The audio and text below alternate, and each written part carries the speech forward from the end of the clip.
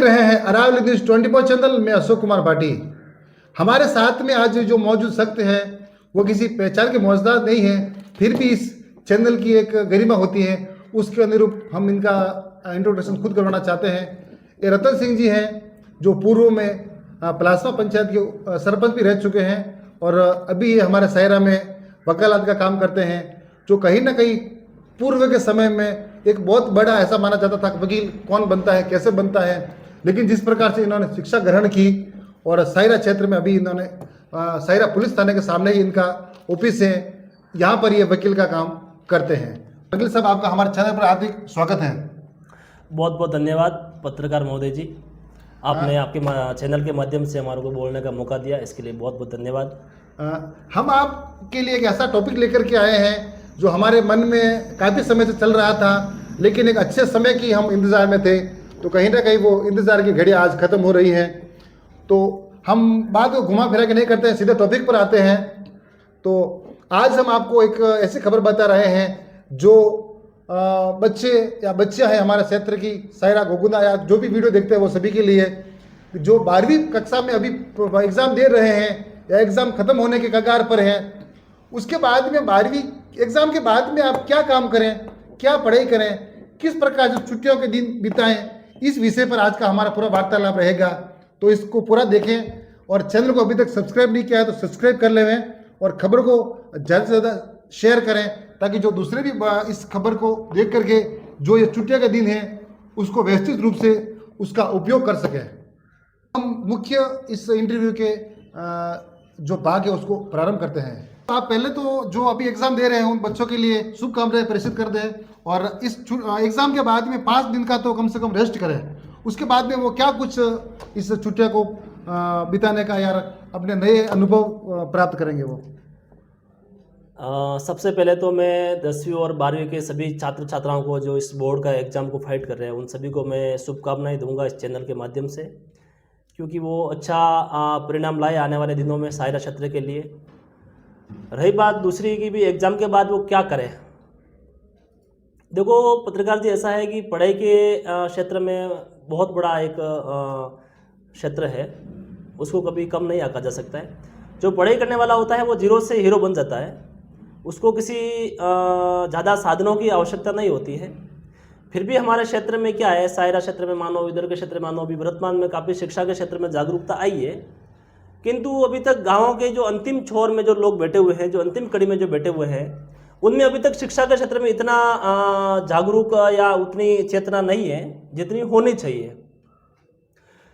12 के बाद में क्या आपने इस क्षेत्र में अधिकतर बच्चे क्या 2 सब्जेक्ट लेते हैं, आर्ट्स और कॉमर्स। 100 में से 5% बच्चे ऐसे हैं जो साइंस के सब्जेक्ट में जाते हैं, बाकी 95% आर्ट्स और कॉमर्स तक ही सीमित रहते हैं। और उसमें से 95 में से भी अधिकतर बच्चे माने तो वो अभी तक आर्ट्स तक ही सीमित हैं। हालांकि अच्छा सब्जेक्ट है आर्ट्स भी, उसमें भी अच्छा स्कोप है भविष्य में अच्छे स्थान पर जाने के लिए। कोई आर्ट्स के बाद में कोई बीए कर सकता है, बीएससी कर सकता है, शिक्षक की तैयारी कर सकता है, या उसको अलग ही आजकल कंपटीशन तैयारी भी बहुत ज़्यादा चल रही है और आजकल कंपटीशन का ज़माना भी है। तो मेरा सभी उन छात्र छात्राओं से जो 12th के बाद में आगे पढ़ने के लिए इच्छुक हैं और पढ़ना ही चाहिए, पढ़ाई ही जीवन है और पढ़ना चाहिए, तो उनको एक अच्छे कॉलेज में अपना प्रवेश लेना चाहिए और अच्छे कॉलेज में उनको एक अच्छी लगन से उनको पढ़ना चाहिए। पढ़ाई का ज़माना है। वैसे हमारा क्षेत्र जो है वो टीएसपी है, तो टीएसपी के लिए सरकार क्या जब भी अलग वैकेंसी निकालती है, कोई भी वैकेंसी निकालती है, तो टीएसपी क्षेत्र के लिए अलग से ही वैकेंसी अलॉट होती है। जिस अपने 2018 के बाद में ये टीएसपी का लगा है गोगुंदा में, उसके बाद में अनुमानित मेरे क्लास के जो मेरे साथ पढ़े हुए हैं वो भी बहुत सारे कंपटीशन तैयारी करके कोई सचिव बना है, कोई पटवारी बना है, कोई पुलिस में आया है, या कोई शिक्षक बना है। ऐसे अलग अलग फील्ड में उन्होंने अपना एक मुकाम जो है हासिल किया है। तो अभी जो 12th और 10th के जो छात्र छात्राएँ हैं, जो परीक्षार्थी हैं, उनसे भी मेरा आग्रह है कि वो भविष्य में अच्छे स्थान पर पहुँचे और पढ़ाई के लिए वो प्रॉपर दिमाग लगा के वो पढ़ाई करें। और पढ़ाई ही आज का जमाने में जीवन है, उसी के अनुरूप उनको ढलना चाहिए।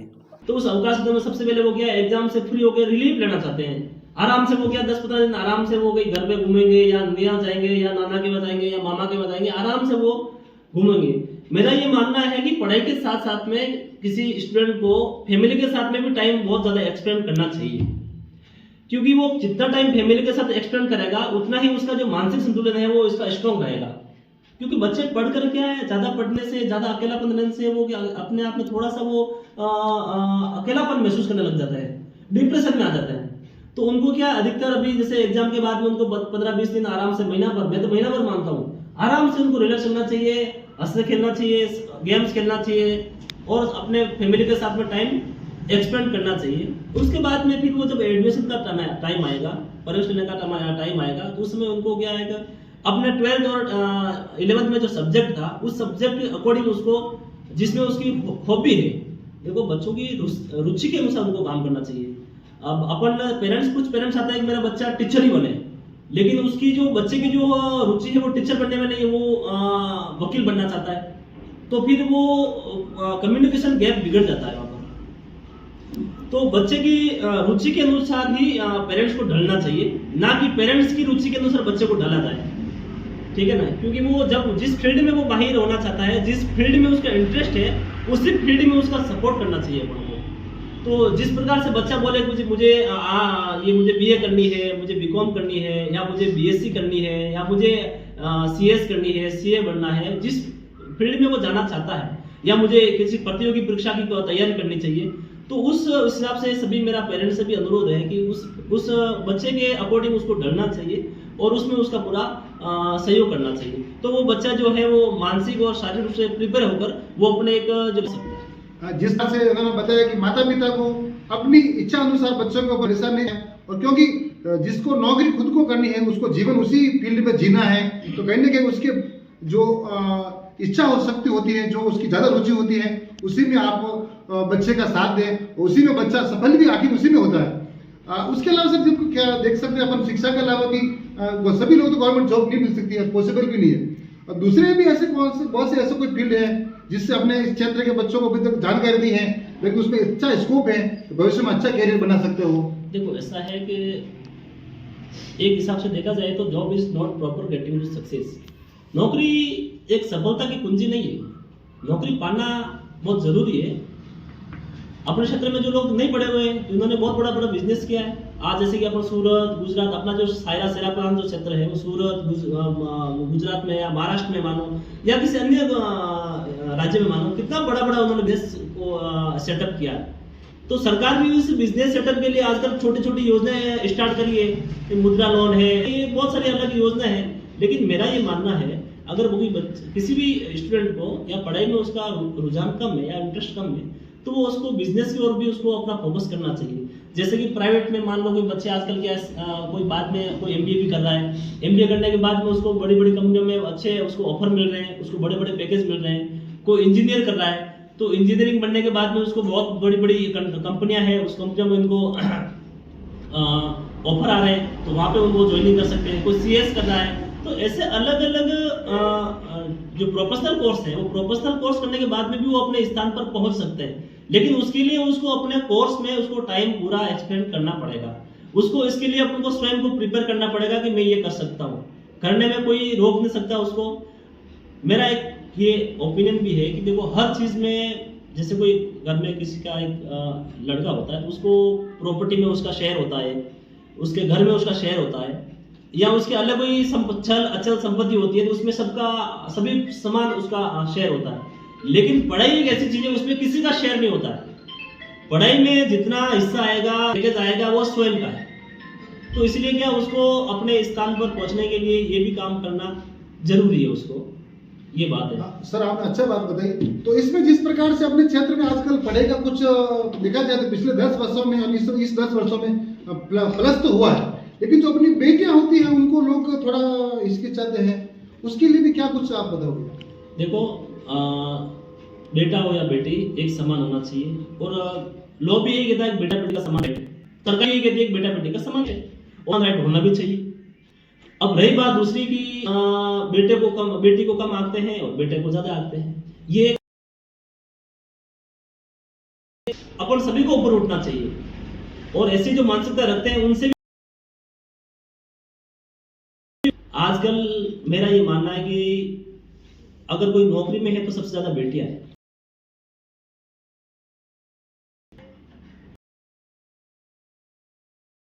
तो देखा है,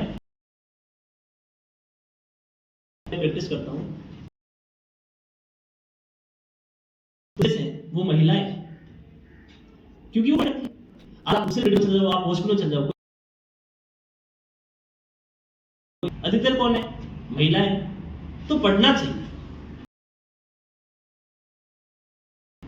और जो पेरेंट्स ये चाहते हैं कि भाई मेरी बेटी को भी ऐसा अनुरोध है कि वो बच्चों को प्रॉपर पढ़ाई करावे, शादी की जो एक एज निर्धारित कर रखी उसके अकॉर्डिंग उसकी शादी कराएं, पहले शादी नहीं कराएं, क्योंकि पढ़ाई वो बात है। फिर वो क्या होती है, ससुराल में जाने के बाद उसके घर में बहुत सारे ऐसे विवाद उत्पन्न होते हैं कि जो वो अपने को सहन नहीं कर पाते। तो बेटियों को भी बेटे के तो आप देख सकते हैं जिस प्रकार से इन्होंने बताया कि बेटा हो बेटी हो सभी को समान शिक्षा मिलनी चाहिए, लेकिन शिक्षा उनकी हॉबी का मतलब समझते हो, जो बच्चे को सीखने की कला होती है, जिसमें उसकी रुचि होती है,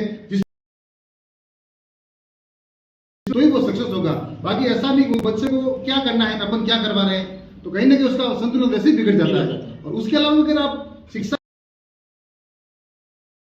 बहुत से ऐसे फील्ड है और जिस प्रकार इसका उदाहरण जीता जागता उदाहरण, गवर्नमेंट जॉब ले सकते थे, लेकिन उन्होंने ये काम किया सर, प्रैक्टिस करके वकालत का काम, ऐसा कोई है अभी तक?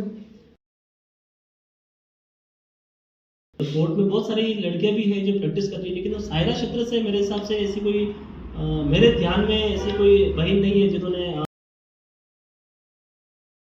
प्रैक्टिस के रूप में वो आ रही है। लेकिन जैसे उदयपुर सेशन कोर्ट है, गोगुंदा है, तो बहुत सारी महिलाएं अच्छी वकील है, कानून अच्छी ज्ञाता है, और हमारी बड़ी बहन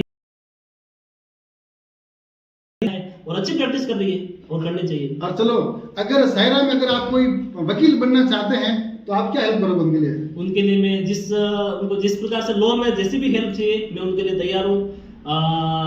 जैसे भी मुझे मदद लेनी चाहे वो लॉ के रूप में, कानून के रूप में, उसके लिए हम सदैव तैयार हैं। ऑफिस का एड्रेस बता दो आप। मेरा ऑफिस जो है पुलिस थाने के जस्ट फ्रंट में है। यहीं पे मेरा वीकेंड में मैं यही रहता हूँ, फ्राइडे सैटरडे संडे, और बाकी मैं कंटिन्यू उदयपुर सेशन कोर्ट में प्रैक्टिस करता हूँ, और वही मेरा निवास भी। तो इस इंटरव्यू को हम समाप्त करते हैं। इससे पहले हम थोड़ा सा सारांश बताने की कोशिश करता हूँ।